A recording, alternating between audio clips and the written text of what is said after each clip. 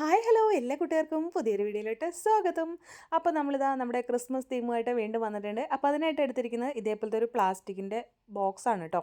അപ്പോൾ ബോക്സോ ലിഡോ എന്തെങ്കിലും എടുക്കാം. ഇതേപോലെ ഒരു ട്രാൻസ്പെറൻ്റ് ആയിട്ടിരിക്കണം എന്ന് മാത്രമേ ഉള്ളൂ കേട്ടോ. പക്ഷേ ഇത് കുറച്ചും കൂടി അതിൻ്റെ ആ ഒരു നീളം കണ്ടോ ഭയങ്കര കൂടുതലായിട്ട് തോന്നിയത് കൊണ്ട് തന്നെ ഞാനതൊന്ന് കട്ട് ചെയ്ത് ഷേപ്പ് ചെയ്യാണ് കേട്ടോ. കറക്റ്റായിട്ടുള്ള ഒരു സൈസ് കിട്ടുകയാണെങ്കിൽ പിന്നെ അത്ര ആവശ്യമില്ല കേട്ടോ. അപ്പോൾ ഇത് ഒരു ബോക്സാണ്. അപ്പോൾ ലിഡാണെങ്കിൽ ഇത്രയൊന്നും കട്ട് ചെയ്യേണ്ട ആവശ്യമൊന്നുമില്ല, ഡയറക്റ്റായിട്ട് യൂസ് ചെയ്യാം. അതല്ലെങ്കിൽ നമ്മൾ കട്ട് ചെയ്ത് അതിൻ്റെ ഒന്ന് സൈസ് ട്രിം ചെയ്ത് കൊടുക്കുക കേട്ടോ. അപ്പോൾ അത് കണ്ടോ വീട്ട് ഭയങ്കര കൂടുതലാണ്. ഇനി നമ്മളൊരു സാധാരണ പേപ്പറാണ് എടുത്തിരിക്കുന്നത്, അതൊരു കാർഡ് ബോർഡിൽ ഒട്ടിച്ച് കൊടുക്കുക കേട്ടോ.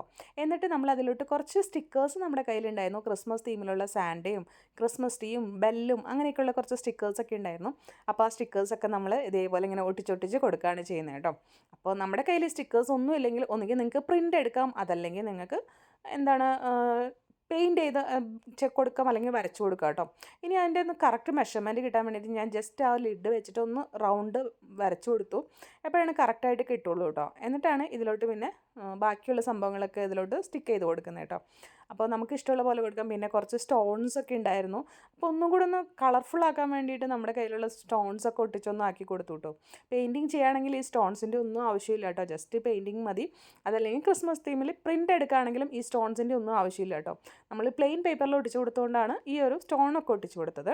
ഇനി അതിന് ശേഷം ഞാൻ കുറച്ച് സീക്വൻസുകളൊക്കെ ഉണ്ടായിരുന്നു, കുറച്ച് സ്റ്റാറിൻ്റെ ഷേപ്പും അതുപോലെ തന്നെ കുറച്ച് നമ്മുടെ ഡ്രസ്സിലൊക്കെ വെക്കുന്ന സീക്വൻസും അതുപോലെ കുറച്ച് ഗ്ലിറ്റർ പൗഡറും കൂടെ ഇതിലോട്ട് ഇതിങ്ങനെ ഇട്ടു കേട്ടോ.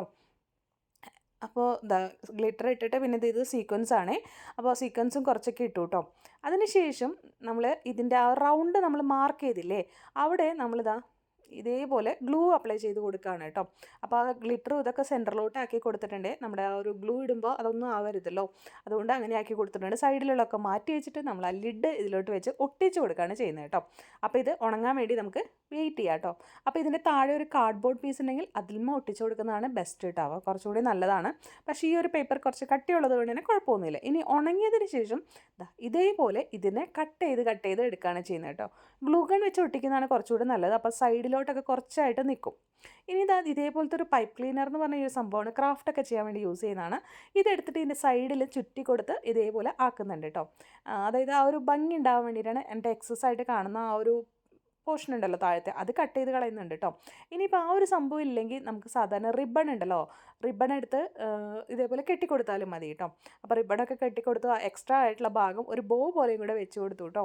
അപ്പോൾ നമ്മൾ നമ്മുടെ ക്രിസ്മസ് ക്രാഫ്റ്റ് സ്റ്റാർട്ട് ചെയ്തിട്ടുണ്ട്. അപ്പോൾ വീഡിയോസൊക്കെ ഇഷ്ടമാണെങ്കിൽ ഒന്ന് സബ്സ്ക്രൈബ് ചെയ്ത് സപ്പോർട്ട് ചെയ്യാൻ മറക്കല്ലേ. അപ്പോൾ ഇതേപോലെ നമ്മുടെ അടിപൊളി ഷേക്കേഴ്സ് ഇവിടെ റെഡി ആയിട്ടുണ്ട്. അപ്പോൾ നമുക്ക് ഇങ്ങനെ ആക്കുമ്പോൾ നല്ല രസമാണ് കേട്ടോ കാണാനായിട്ട്, ഇങ്ങനെ ഷേക്ക് ചെയ്ത് ചെയ്യുമ്പോൾ. അപ്പോൾ ഇതേപോലത്തെ സംഭവങ്ങളൊക്കെ ഉണ്ടാക്കി നമുക്ക് ക്രിസ്മസ് ട്രീ ഡെക്കറേറ്റ് ചെയ്യാം, അതല്ലെങ്കിൽ നമ്മുടെ ക്രിസ്മസ് ഫ്രണ്ടിന് ഗിഫ്റ്റായിട്ട് കൊടുക്കാം.